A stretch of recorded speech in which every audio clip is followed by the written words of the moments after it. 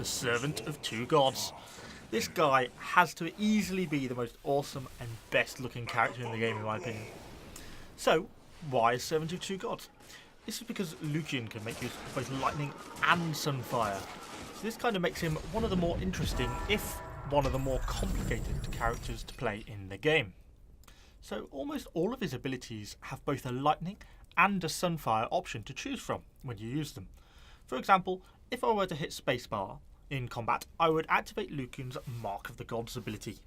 I could then left click if I wanted to use the lightning version, which whilst it deals a low amount of damage, it also blinds enemies and buffs allies.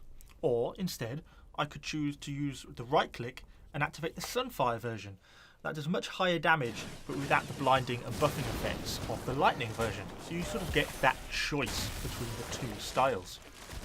It is, however, worth bearing in mind that in the heat of combat, which actually makes very heavy use of left and right click, activating an ability, say with spacebar, targeting and deploying your chosen lightning or sunfire ability can actually be quite challenging at first and takes quite a lot of time to get used to, because it's very hard to just press spacebar once without left clicking or right clicking in the wrong moment. So it really requires quite a good amount of keyboard skill, something I obviously clearly lack at times, to make full use of your chosen hero's abilities. As I'm sure you're already aware, Lukian is a ranged mage hero, and I have found his ranged element to be pretty helpful in targeting some of the higher damage dealing enemies. Things like the spellcaster can apply quite a lot of damage to you from ranged, and I find often with the hand-to-hand melee heroes you get caught up in the sort of cheaper basic enemies, and by the time you've killed them you've already taken quite a large amount of damage. Lukian does not suffer from this because he is able to move around to both avoid the damage while continuing up a barrage of fire from his staff, as well as being able to target people on the other side of the map without having to initially worry about some of the fodder that's stuck around with some of the smaller enemies. If, however, you do get pinned down and you can't escape, you will find your health diminishes very rapidly. This guy is not a tank, his armour isn't great, and his health pool is not very large, so be sure to keep those health potions handy. When things go really badly, however, you do have one escape clause, in the form of the Lukian's Flash ability.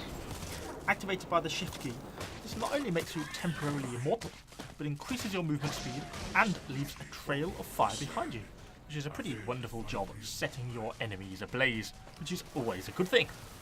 But all of Lukian's awesome abilities aside, he does just simply look super badass. I absolutely love him.